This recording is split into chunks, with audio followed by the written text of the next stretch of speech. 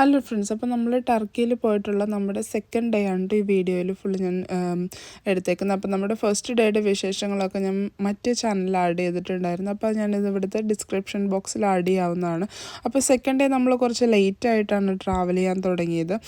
കാരണം നമുക്ക് കുറച്ച് ക്യാഷ് ഉണ്ട്, നമ്മുടെ ഏജൻസിയായിട്ട് കുറച്ച് ക്യാഷിൻ്റെ സെറ്റിൽമെൻ്റ് ഒക്കെ ഉണ്ടായിരുന്നു. അപ്പോൾ അതിൻ്റെ പരിപാടികളൊക്കെ കഴിഞ്ഞ് പിന്നെ നമ്മുടെ തലേദിവസത്തെ ക്ഷീണമൊക്കെ കഴിഞ്ഞ് നമ്മൾ കുറച്ച് വൈകിയാണ് ട്രാവൽ ചെയ്യാൻ തുടങ്ങിയത്. പോകുന്ന വഴിക്കുള്ള മലകളും സീനറിയൊക്കെ എന്ന് പറഞ്ഞിട്ടുണ്ടെങ്കിൽ ഭയങ്കര അടിപൊളിയായിരുന്നു കേട്ടോ. അപ്പോൾ നമ്മുടെ വീഡിയോയിൽ അത് എത്രത്തോളം റിഫ്ലക്റ്റീവായിട്ട് കാണിക്കാൻ പറ്റുമെന്ന് ചോദിച്ചാൽ അറിയില്ല, പക്ഷെ നമുക്ക് കണ്ണുകൊണ്ട് കാണുന്നൊരു ഭംഗി ഒരിക്കലും നമ്മൾ വീഡിയോസ് എടുക്കുമ്പോൾ വരില്ല എന്ന് എനിക്ക് തോന്നിയിട്ടുണ്ട്.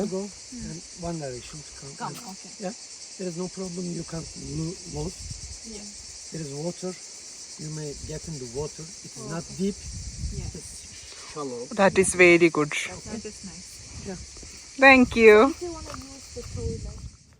അപ്പോൾ ഇത് നമ്മുടെ ഡ്രൈവർ അപ്പച്ചൻ ഗൈഡാണ് കേട്ടോ. അപ്പോൾ നമ്മൾ നിന്ന സ്ഥലത്തു നിന്ന് നമ്മുടെ എയർബിഎൻബിയുടെ അവിടെ നിന്ന് കുറച്ചധികം ദൂരം ട്രാവൽ ചെയ്തിട്ടാണ് ഇങ്ങനെ ഒരു ലൊക്കേഷനിൽ വന്നത്.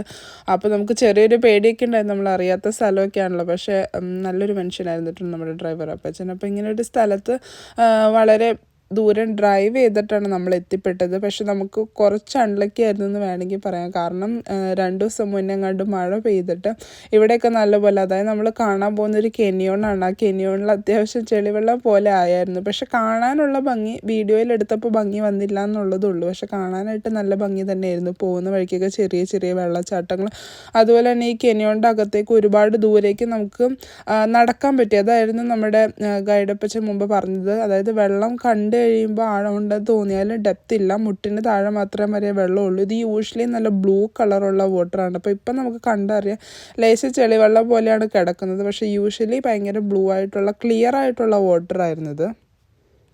അപ്പോൾ എൻ്റെ ഫസ്റ്റ് ഡേയുടെ വീഡിയോയിലൊക്കെ ഞാൻ പറഞ്ഞായിരുന്നു ഭയങ്കര ചൂടെന്ന് പറഞ്ഞാൽ നല്ല ചൂടാണ് ഇപ്പോൾ ടർക്കിയിൽ ഏറ്റവും ചൂട് പീക്കായിട്ട് നിൽക്കുന്ന സമയം. ഇപ്പോൾ നമ്മൾ UK നിന്ന് പോയൊരു സമയം എന്ന് പറഞ്ഞിട്ടുണ്ടെങ്കിൽ UK ഒരു 10 ഡിഗ്രി 12 ഡിഗ്രിയുടെ അവിടെ നിന്നാണ് നമ്മൾ 38 to 42 ഡിഗ്രിയിലേക്ക് ടർക്കിയിലേക്ക് ചെന്നിറങ്ങിയത്. അപ്പോൾ നമുക്കെന്ന് പറഞ്ഞിട്ടുണ്ടെങ്കിൽ അത്യാവശ്യം നല്ല ചൂടാണ് നമുക്ക് ഫീൽ ചെയ്തുകൊണ്ടിരുന്നത്.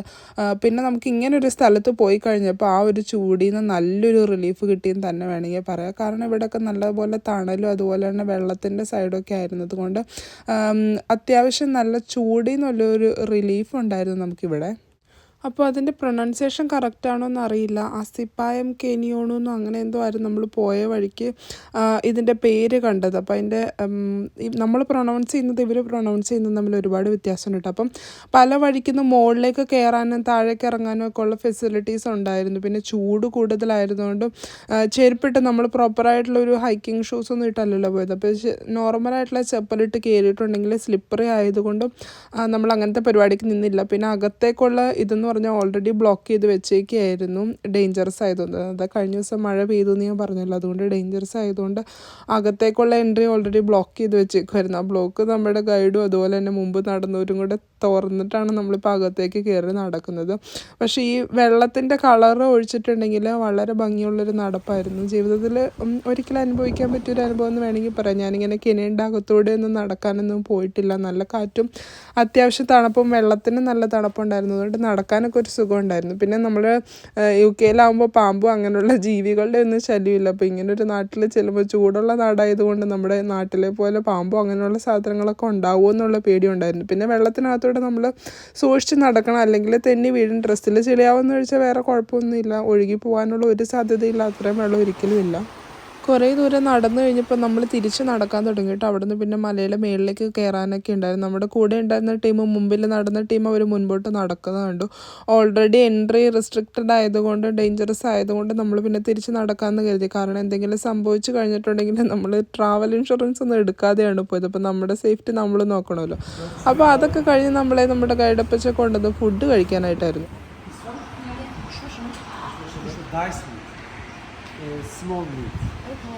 Oh, diced meat. Diced, okay, yeah. And mice meat. It is very good. Kerem, fotoğraf çeksin. Kerem gel.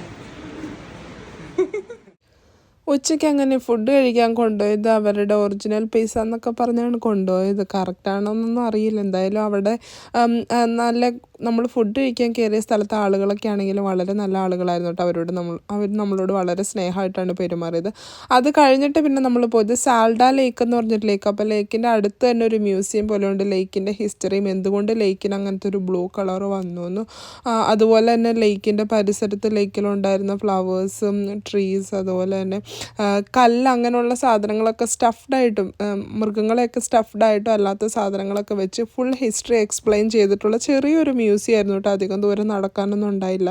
നമുക്കിങ്ങനെ മ്യൂസിയവും അങ്ങനെ ഹിസ്റ്ററിയൊന്നും ആയിട്ടൊന്നും വലിയ ഒരു ലിങ്ക് ഇല്ലാത്തത് കൊണ്ടും അങ്ങനെയുള്ള കാര്യങ്ങളെക്കുറിച്ച് പഠിക്കാൻ വലിയ താല്പര്യം ഇല്ലാത്തത് കൊണ്ടും ജസ്റ്റ് ഒരു ഓവറോൾ ഇൻഫർമേഷൻ കളക്ട് ചെയ്തിട്ട് നമ്മൾ വേഗം തന്നെ മ്യൂസിയത്തിൽ നമ്മൾ പുറത്തേക്ക് ഇറങ്ങി കഴിഞ്ഞപ്പോൾ സാൽഡയിലേക്ക് ചെന്ന് കഴിഞ്ഞപ്പോൾ ഒരിക്കലും മഴ പെയ്യാത്ത ടർക്കിയിൽ നമ്മൾ UK നിന്ന് മഴ കൊണ്ടുവന്നു എന്ന് വേണമെങ്കിൽ പറയാം. കാരണം ചെറുതായിട്ട് കാർമേഘമൊക്കെ മൂടി കിടക്കുമായിരുന്നു. അപ്പോൾ നമ്മുടെ ഗൈഡപ്പച്ചൻ പറഞ്ഞു പെട്ടെന്ന് പോരാൻ പറ്റുവാണെങ്കിൽ പെട്ടെന്ന് തന്നെ കയറി വരണം. അത് കഴിഞ്ഞിട്ട് നമ്മളൊരു കേബിൾ കാറും കൂടെ ബുക്ക് ചെയ്തിട്ടുണ്ടായിരുന്നു.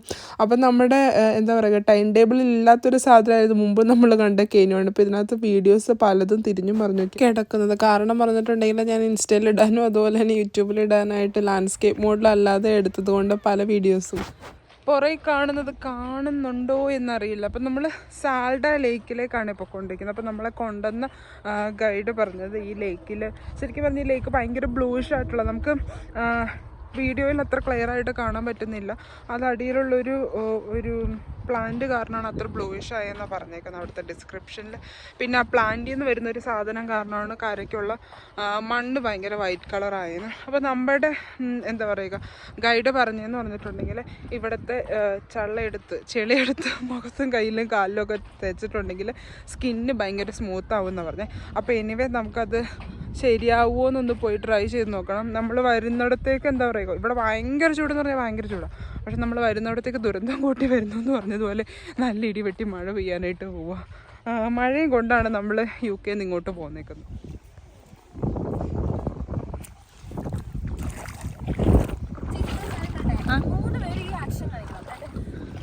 അങ്ങനെ അവിടെ കുറച്ച് നേരം ഫോട്ടോസും വീഡിയോസും അതുപോലെ തന്നെ റീൽസിൻ്റെ ഉള്ള പരിപാടികളൊക്കെ കഴിഞ്ഞപ്പോഴേക്കും മഴ പെയ്തു തുടങ്ങി. അപ്പോൾ നമ്മൾ പറഞ്ഞ പോലെ നമ്മൾ ചെളി തേച്ച് നോക്കിയായിരുന്നു കേട്ടോ. സ്കിന്ന് ആ ഒരു സമയത്ത് മാത്രം സോഫ്റ്റ് ആയിരുന്നു.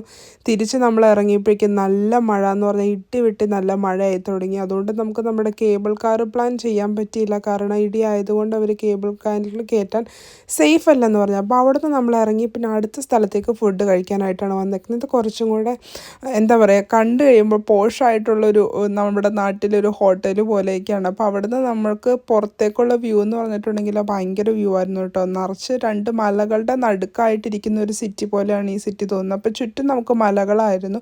പിന്നെ നമ്മളെ കൂടാണ്ട് ഒരുപാട് ടൂറിസ്റ്റുകൾ അതുപോലെ തന്നെ ഇവിടെയുള്ള ആളുകളും ഫുഡ് കഴിക്കാൻ വന്നിട്ടുണ്ട്. അപ്പോൾ ആദ്യം അവർ കൊണ്ടുവന്നതെന്ന് പറഞ്ഞിട്ടുണ്ടെങ്കിൽ ഒരു ടേബിൾ നിറച്ച് വെജിറ്റബിൾസ് പല രീതിക്ക് ഉണ്ടാക്കി അവരുടെ വെജിറ്റബിൾസ് ആയിരുന്നു. അതിൻ്റെ കൂട്ടത്തിൽ തന്നെ മീറ്റ് ഇങ്ങനെ സ്റ്റിക്കിലായിട്ട് കബാബ് മോഡലിലാണ് വന്നത്. അപ്പോൾ വെജിറ്റബിൾസും മീറ്റും എല്ലാം തന്നെ വളരെ ടേസ്റ്റുള്ളത്. നമ്മൾ എല്ലാം കഴിഞ്ഞ് അങ്ങനെ നമ്മൾ തിരിച്ച് വീട്ടിലേക്ക് പോകാൻ തുടങ്ങും കേട്ടോ. അപ്പോൾ ഇന്നത്തെ പരിപാടി തീർന്നിട്ട് ബൈ.